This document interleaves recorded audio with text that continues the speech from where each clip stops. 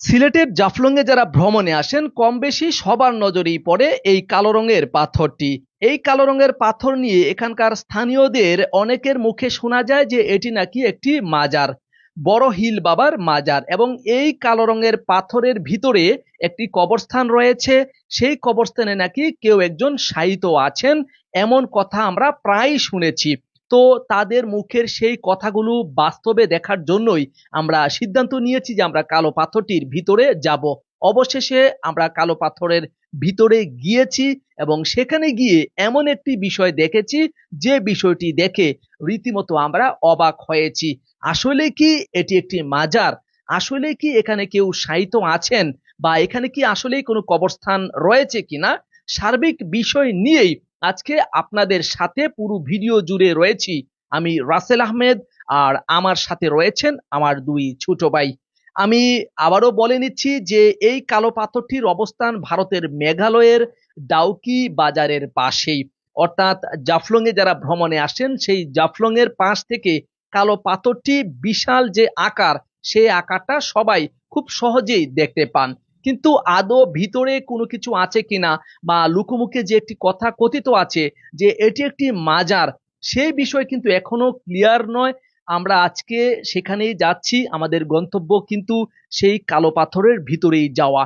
তো আমরা ধীরে ধীরে হাঁটি হাঁটি পা পা করে এগোনোর চেষ্টা করছি। শুরুতেই বলে নেই, আমরা পাসপোর্ট যুগে তামাবিল পার হয়ে ডাউকি যাই এবং সেখান থেকে গাড়ি যুগে ডাউকি বাজার পার হয়ে উমঘট নদীতে নামি। উমঘট নদী দিয়ে নৌকা যুগে পার হয়ে পাথরের সিঁড়ি বেয়ে উপরে ওঠার চেষ্টা করছি। কেউ কেউ যদি আপনারা যেতে চান তাহলে কিন্তু ডাউকির উপরে যে ঝুলন্ত ব্রিজ, ডাউকি নদীর উপরে, সেই ঝুলন্ত ব্রিজ পাড়ি দিয়েও আপনারা যেতে পারবেন। তবে এখানে সাধারণ জনগণের প্রবেশ নিষেধাজ্ঞা রয়েছে। আমরা যে বিষয়টা আমরা দেখেছি, এখানকার স্থানীয় একজন তাকে সাথে নিয়েই আমরা ভিতরে গিয়েছি বা যাচ্ছি। এখন কিন্তু হাঁটি হাঁটি পা পা করে আমরা সামনে এগোনোর চেষ্টা করছি। তবে যতই যাচ্ছি ততই মনে হচ্ছে যে আমরা পিছনেই পড়ে যাচ্ছি। আমাদের কাছে মনে হচ্ছে যে কেউ একজন আমাদের পিছন থেকে টেনে ধরছে, তারপরও আমরা তাকে ঝেড়ে ফেলে দিয়ে আমরা উপরে উঠার চেষ্টা করছি। যতটা না আনন্দ পাচ্ছি নতুনত্ব দেখার জন্য, যতটা না আনন্দ পাচ্ছি তার চেয়ে ভিতরে ভয় আতঙ্ক সবচেয়ে বেশি বিরাজ করছে। কারণ একেবারেই নতুন জায়গা, সম্পূর্ণ নতুন, এবং এখানে জনসাধারণ একেবারেই প্রবেশ করেন না বললেই চলে। একজন ব্যক্তিকেও আমরা ভিতরে দেখতে পাইনি। সবচেয়ে ভয়টা সেখানেই ছিল। আমরা কিন্তু সব ভয় দূর করে আস্তে আস্তে এই মুহূর্তে সেই পাথরের একেবারে তলদেশে চলে এসেছি। বিশাল আকার পাথর, আগেই আপনারা শুনেছেন বা দেখেছেন যে এত বড় দৈত্যাকৃতির পাথর, সেই পাথরটির নিচ দিয়ে কিন্তু একটি রাস্তা তৈরি করা হয়েছিল। তার মানে ধরে নিচ্ছি যে এখানে পূর্বে জনগণ আনাগোনা ছিল, মানুষের আনাগোনা ছিল। এখন বর্তমানে হয়তো কোনো এক কারণে বন্ধ রয়েছে। রাস্তার যে বেহাল অবস্থা এবং রাস্তাঘাটের যে ময়লা আবর্জনার স্তূপ আমরা দেখতে পেয়েছি, তার মানে ধরে নিয়েছি যে দীর্ঘদিন থেকে এখানে কোনো মানুষের আনাগোনা হয়নি। তো দর্শক, কথা না বাড়িয়ে আমরা সামনে এগোনোর চেষ্টা করছি। আমরা কিন্তু পিছনে দীর্ঘ পথ পাড়ি দিয়ে এই মুহূর্তে সেই বিশাল বড় পাথরটির নিচ দিয়ে সামনে এগোচ্ছি।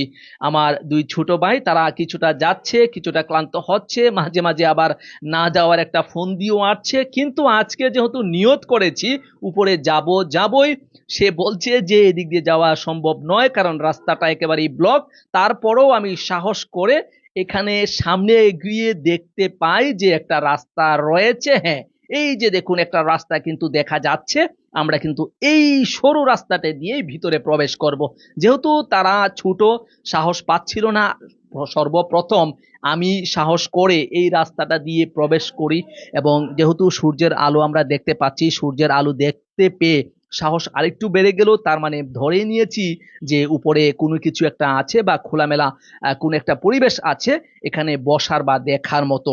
তো আমরা একটু দ্বিধায় পড়ে গিয়েছিলাম মাঝে মধ্যে যে এখানে রাস্তা কিন্তু অনেকগুলো, একটা বামে যায়, একটা ডানে, কখনো একটা বন্ধ তো কখনো একটা খোলা। অবশেষে আমরাও কিন্তু কিছুটা হুচুট খেয়েছি, উপরে গিয়ে আবারও নিচে নামার চেষ্টা করছি। তার মানে উপরে যে রাস্তাটা ছিল সেটা বন্ধ, আমরা নিচে আবারও নেমেছি, নেমে আবারও দ্বিধায় পড়ে গেলাম, এখানে বামে একটা রাস্তা ডানে একটা রাস্তা। আবারও বললাম যে যেহেতু আলো দেখা যাচ্ছে, সূর্যের আলোটা দেখা যাচ্ছে, তার মানে ডানের রাস্তাটাই হবে আমাদের জন্য উপযুক্ত। অবশেষে যে আমার এক ছোট ভাই নাজমুল, সে কিন্তু ক্লান্ত পরিশ্রান্ত, সে বসে বসে বিশ্রাম নেওয়ার চেষ্টা করছিল। অবশেষে আবারও আমরা সামনে এগোনোর চেষ্টা করেছি। অবশেষে একেবারে চূড়ান্ত পর্যায়ে আমরা উঠেছি। সেখানে উঠে আমরা কোনো কুল কিনারা পাচ্ছি না, তবে রীতিমতো একটা বিষয় দেখে কিছুটা আটকে উঠলাম। হ্যাঁ, একটা পাথর, এবং সেই পাথরটার নিচে কোনো একটা কিছু দেখা যাচ্ছে, অর্থাৎ কবর সদৃশ কোনো কিছু, কবরস্থান সদৃশ কোনো কিছু আমরা দেখতে পাচ্ছি। কিন্তু আদৌ আসলে কি এটা কবরস্থান নাকি সেটা কিন্তু আমরা এখনো ক্লিয়ার হতে পারিনি। তবে এটা কিন্তু দেখতে পুরোপুরি কবরস্থান মনে হচ্ছে, কারণ হচ্ছে একেবারেই কবরস্থানের আদলে এটা তৈরি করা, এবং উপরে যে একটা চাদর দেওয়া ছিল, হয়তো বাতাসের কারণে সেই চাদরটা নেমে পড়েছে বা নিচে চলে এসেছে, এলোমেলো এলোমেলো হয়ে আছে সেই বিষয়টা। আজকে আমরা যে আশা নিয়ে এখানে এসেছি, আসলে কি সেই আশাটা পূরণ হয়েছে কিনা সেটা আমি এখনো বলতে পারছি না। তবে এই মুহূর্তে আমি কিছুটা অবাকই হয়েছি যে এখানে আসলেই কিছু একটা রয়েছে, কবরস্থান সদৃশ। এই যে দেখুন, এই যে পুরো যে জায়গাটা আপনারা দেখতে পাচ্ছেন, এটা কিন্তু একটা কবরস্থান সদৃশ একটা কিছু, এবং এখানে কেউ একজন শায়িত আছেন। এখন আমরা সেই লুকোমুখের কথা যে শুনেছিলাম যে এটা একটা মাজার এবং এখানে একটি কবরস্থান আছে, এবং সেই কবরস্থানে কেউ একজন শায়িত আছে। অবশেষে কিন্তু কিছুটা আমরা আঁচ করতে পারছি যে লুকোমুখের কথাটা আসলেই কিছুটা হলেও সত্যি। তবে এই পুরোপুরি এর ঘটনা বা এর পিছনের যে ইতিহাস, বাস্তবতা এখানকার যারা স্থানীয় তারা হয়তো তুলে ধরতে পারবে। তবে সেরকম কাউকে আমরা পাইনি বিদায় আমরা কোনো তথ্যই নিতে পারিনি। আমাদের সাথে যে ছোট ভাই ছিল ওখানকার স্থানীয়, সেও জানালো যে এই বিষয়ে সেও তেমন কিছুই জানে না। তো দর্শক, আপনাদেরকে দেখিয়েছি যে আসলেই কালো পাথরে কি রয়েছে সেই বিষয়টা। যে যেখান থেকে দেখছেন সবাই ভালো থাকবেন, সুস্থ থাকবেন। আবারও দেখা হবে অন্য কোনো জায়গায়। সেই পর্যন্ত সবাই ভালো থাকবেন। আল্লাহ হাফেজ।